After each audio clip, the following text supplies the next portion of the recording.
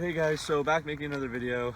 Sorry I haven't posted in about a month, but I had final exam season at university and that went from December 1st pretty much all the way till Christmas. But now we're done, and happy holidays, Merry Christmas.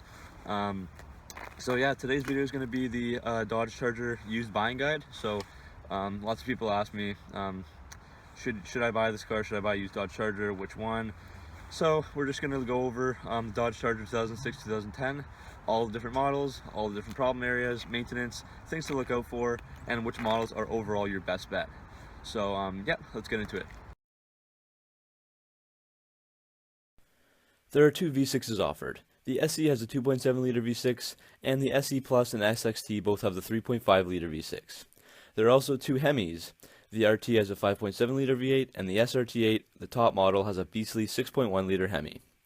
Each car had either 4 or 5 speed transmissions, and there's also a limited edition Daytona RT and a SuperBee SRT8, which were special editions of the SRT and RT versions from 2007 to 2009. And the SXT and RT could be had in all-wheel drive, but the rest were only rear-wheel drive. So let's look at the bad side first. So I guess common problems basically. So first thing is the original suspension needs replacing pretty often. It's a really heavy car and the suspension wears out faster than any car I've ever seen. Things like tie rods, ball joints, sway bar bushings, control arms, they might go out easily. And especially if you have like bigger tires, like 20-inch rims or something. So a little less than 2 years into owning my Charger, I had to replace the entire front end pretty much. And then the suspension has like squeaks where you can never find out the problem. So I guess before you buy, make sure the suspension is all good to go and save money, because this could be a potential problem area down the road. So also the brakes wear out pretty fast. I'm just assuming this is because the car is pretty huge and it takes a lot to stop the car. So that's another thing. Owners of the 3.5 liter V6 can experience an engine ticking noise due to a broken rocker arm assembly. And this is a pretty common issue, but it can be fixed, but at a cost of over $1,000. So make sure that you're not buying into this problem. So overall, the Dodge quality control from this era wasn't great. You can expect more to go wrong on these cars than something like a Toyota or Honda. And any problem you experience, you can pretty much Google and you'll find a ton of other people with the same issues. Some of the most common issues that I haven't mentioned are just things like sunroof rattling, squeaking from the suspension, brakes or bumpers, and like kind of bad paint or dirt in the paint. So just a lot of little things that Dodge didn't do a great job on. Okay, so a few things to really watch out for. The first thing is that the 2.7 liter V6 engines is one of the worst engines ever built by anyone. It's really underpowered, it has oil sledging issues, they don't last very long, and I'm sure any 2.7 owners might tell you that, you know, they prefer a different engine. So definitely avoid this one at all costs. It's not worth it, especially as those cars get older and older. You do not want that engine. And then next one is, so as with any used car, you have to do some maintenance that the previous owner might have not done. So the main thing for the Chargers is at 100,000 miles, the water pump and timing belt need to be done for the V6. So that'll cost you like $800 to $1,000. So plan for costs like this, or make sure that the previous owner has already done that. Another thing is to make sure you know where the Charger was used before. So SE and SXT models are common for being rental cars and on taxi fleets, and there are also RTs that have been used in many police forces. These cars may have been abused or driven under harsh conditions, getting excessive wear and tear, so try to avoid these if possible. The next thing is to make sure you do not buy a 2006 Dodge Charger of any kind. This was the first year of the release of these cars, and as a result, that 1 year had more NHTSA complaints and issues than the other 4 years combined. And because it was the first car released, the 2006s are likely to have the most issues. Another thing, as you can see, it's pretty cold and wintry over here in Canada, but if you aren't a confident driver in the snow or rain, or you have some bad winters wherever you live, the car is rear-wheel drive, so it's not too great in the snow. There are all-wheel drive models you can get as well, but you know, even with my snow tires, I parked in front of my friend's house in a pretty small amount of snow, and we had to push myself out. The back wheels were just spinning, so the car gets stuck often in the snow, and it's not great for handling. As with buying any used car, you always want to get a mechanical inspection before you buy it. And for the Dodge Chargers, just make sure to focus on the engine and suspension. So now on to the good. Obviously the Dodge Charger appeals to many people, and so why should you buy one? Well, the first thing, it has great styling. You know, excuse the wheels because the plastic dip's coming off, but the styling's great, the body lines are awesome. It's a real presence, you know, if you're parked somewhere, it's just a beast lying there.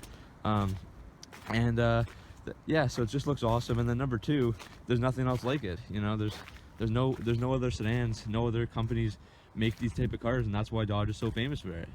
The V8s are fairly good performance vehicles at a pretty good cost, and they're very fun to drive with good acceleration and engine noise.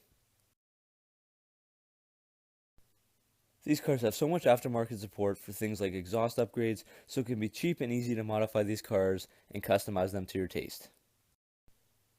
So there are also some really cool collector cars available, such as the limited production Daytona RT or the even rare SRT SuperBee models.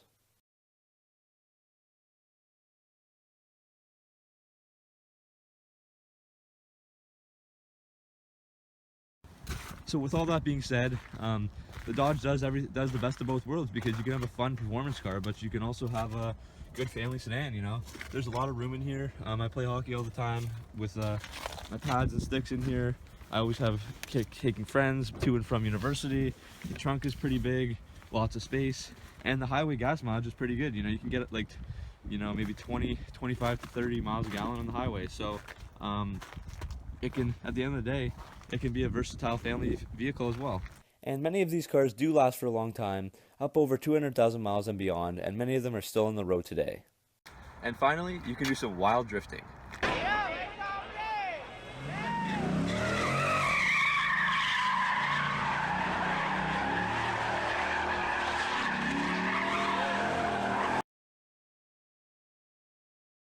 Okay, so finally, which model is the best? Which should you buy? So here's my suggestions. So first of all, know that the cars will have higher maintenance than other more reliable brands of cars. Just more things tend to go wrong with these things. That's the way it goes. Some people avoid the Chargers because of this very reason. They don't want to spend the maintenance money. But some people like me buy them anyways. So if you are going to buy one, because it's your choice, first of all, if you want a family car or really can't afford V8 gas mileage or insurance, or if you're young, buy a 2009 or 2010 SXT. So this is the 3.5 liter V6, but with the SXT, due to price depreciation, the price gap between that and the SE is basically nothing right now in 2016. So you'll be getting a lot of extra options, potentially like a sunroof, leather seats, leather steering wheel, that type of thing, for the exact same price. So these can be found in the ballpark of $7,000 to $10,000. And as I said before, you do not want the 2006 model, because the first car had many issues. So the later years were more redefined, and 2010 was the safest year because they had more airbags.